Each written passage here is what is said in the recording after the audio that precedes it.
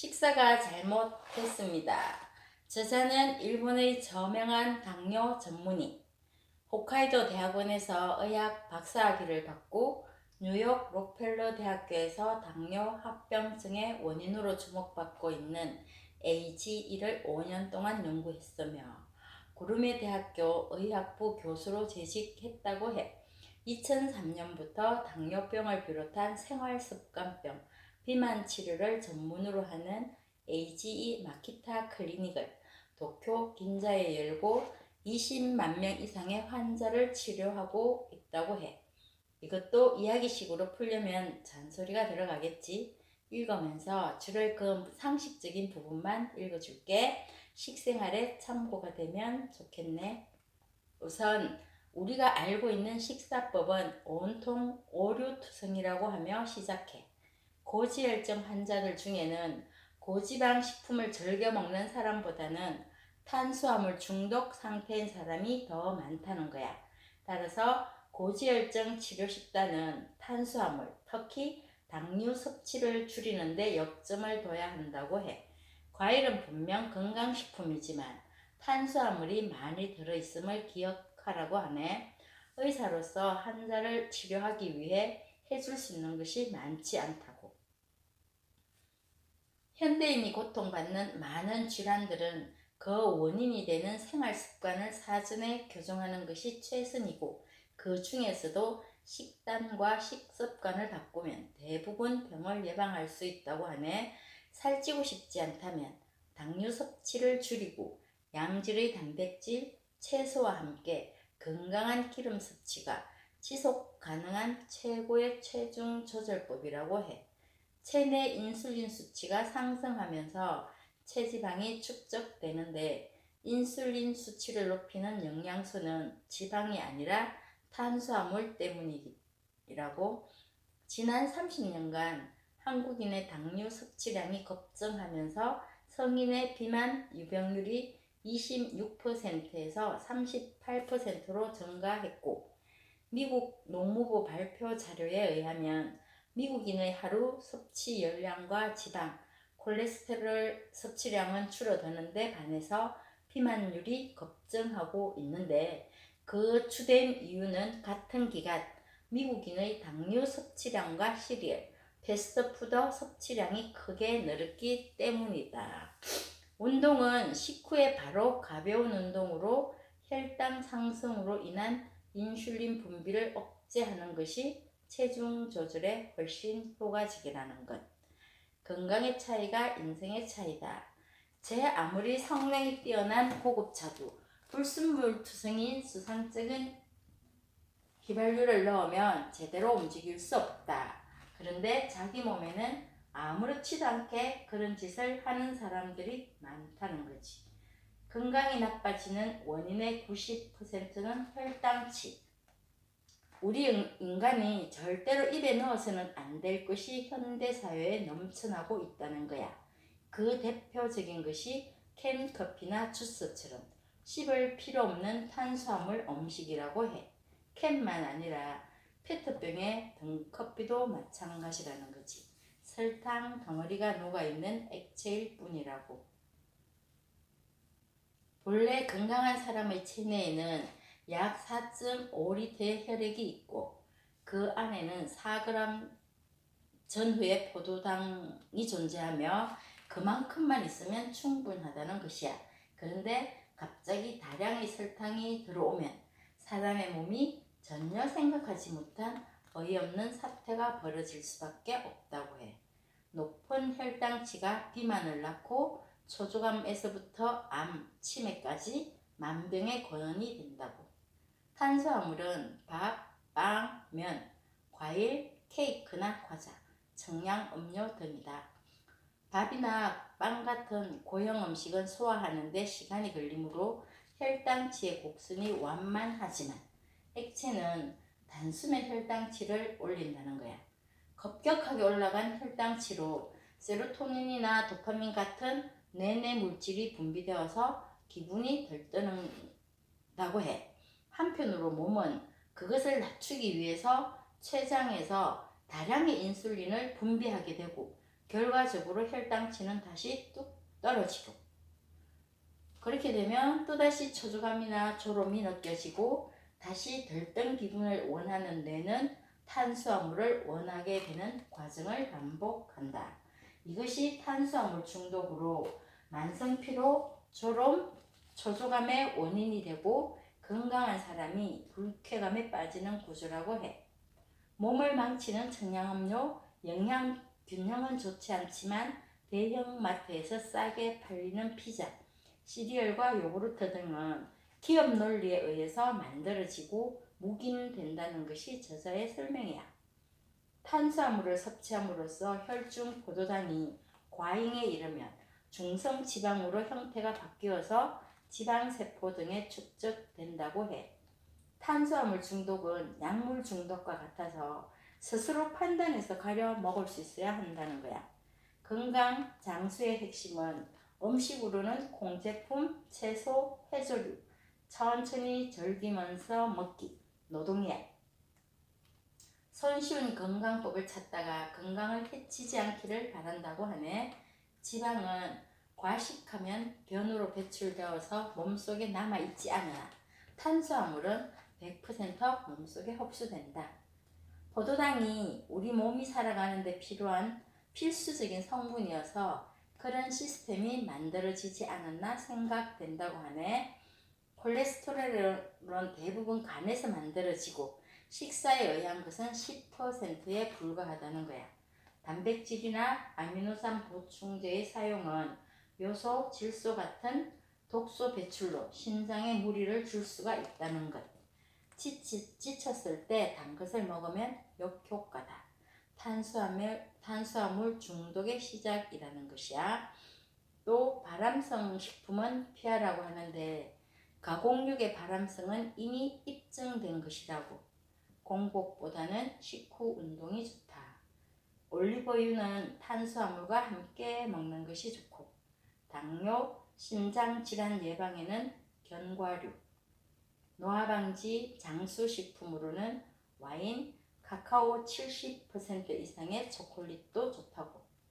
양질의 단백질을 위해서는 치즈, 콩, 블루베리, 갓내린 커피, 식초가 좋다고 하네. 많은 사람이 고민하는 두툼한 뱃살 지방은 기름진 음식을 먹어서가 아니라 탄수화물을 지나치게 많이 섭취한 탓이라고. 남아도는 포도당이 중성지방으로 모습을 바꾼 결과라는 거야.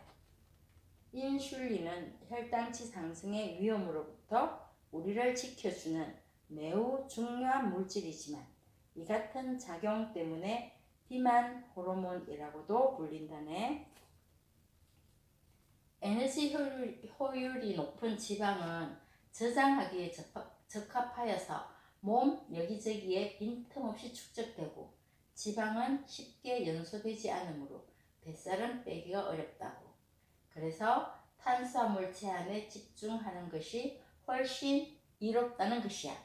걷기나 계단 오르내리기를 20분쯤 식후에 바로 하는 것이 훨 낫다고 하네. 살을 빼고 싶다면 반찬을 중심으로 식생활을 바꿔야 한다. 우리 몸을 망치는 5대 탄수화물의 악성도가 있다는데 1위는 캔커피, 청량음료, 술 등이야. 2위는 설탕이 든 과자, 케이크나 만주. 3위는 과일, 특히 주스는 그만 마시자고 하네. 4위는 흰쌀밥, 흰빵, 우동 등이야. 5위는 현미, 통밀빵, 감자류. 다이어트에도 먹는 순서가 중요한데 우리 몸이 지닌 소화, 흡수 시스템을 고려한다면 섬유질이 풍부한 채소류를 먼저 먹고 그 다음에 소화 시간이 긴 단백질을 먹고 마지막으로 탄수화물을 먹으면 혈당치 상승을 완만하게 억제할 수 있다고. 허기는 폭식으로 이어지고 비만은 노화와 질병으로 이어진다. 매일의 식생활에서 혈당치의 변동폭을 적게 하는 것이 중요하다. 그래서 조금씩 자주 먹는 게 좋단다. 해조류와 버섯류가 좋은 것은 다 아는 것이고 또 하나, 질 좋은 물을 많이 마시라는 것. 올리브유와 탄수화물, 화이트 와인, 식초, 계피도 노화 방지, 혈행을 촉진하므로 좋다. 왜? 기초대사란 아무것도 하지 않고 잠만 자도 다 사용되는 에너지를 말한다. 대사가 떨어지면 체중 감량이 힘들다. 나이가 들수록 탄수화물을 줄여야 하는 이유라는 것이지 부위별 살 빼기는 불가능이다. 탄수화물 중독에서 벗어나 체중을 줄이는 것이 우선이다. 집중력이 떨어지고 몸이 나른하고 찌뿌듯하고 금세 졸음이 쏟아지는 것은 지나친 탄수화물 섭취 탓이다. 출출하면 견과류를 찾는 것이 좋다. 아침 시간에는 키위, 블루베리가 좋다. 바나나는 살짝 땡이라네. 혈당치가 높아서 양질의 버터는 동맥경화 예방에 좋다. 우유보다는 두유, 요구르트는 매일 조금씩. 단맛을 원하면 벌꿀을 사용하라. 치즈, 생선, 통조림도 좋다.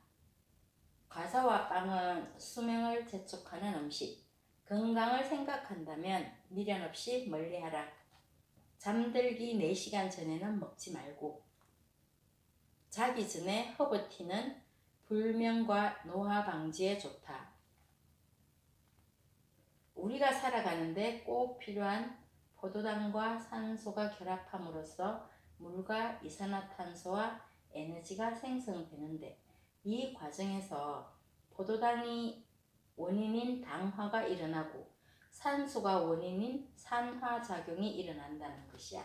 산화는 쉽게 말하면 몸이 녹쓰는 상태라고 할 수 있고, 당화는 단백질이나 지질이 포도당과 결합함으로써 최종 당화산물이라는 AGE가 생기는데 이것이 온갖 질병과 노화 현상의 주범이라는 것이야. 이것은 체내에서도 만들어지지만 식품에도 포함되어 있는데 특히 노릇노릇하게 타서 그을린 음식에 많다는 것이야. AGE는 단백질이나 지질이 포도당과 결합해서 생기는 물질이고 우리 몸은 수분을 제외하면 대부분 단백질과 지질로 이루어진 것을 생각한다면 단백질이 나와도는 상황이 얼마나 좋지 않은지 생각하라는 것이야.